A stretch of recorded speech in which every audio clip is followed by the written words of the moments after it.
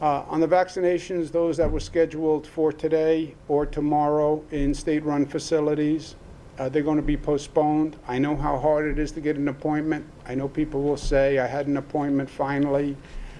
Is it really going to get rescheduled? It's really going to get rescheduled in any state-run facility. So if you had an appointment, it will be rescheduled at a state-run facility.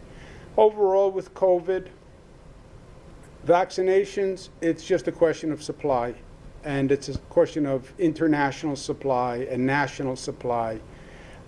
It's not really a supply issue, it's really a production issue. How many drugs can Pfizer, Moderna, any other manufacturers that they approve, how many can they provide? How many can they produce? How many can they make? Then how many does the United States purchase? And they then distribute to states by population. We are basically exhausting our week-to-week allocation, waiting for more supply from the federal government.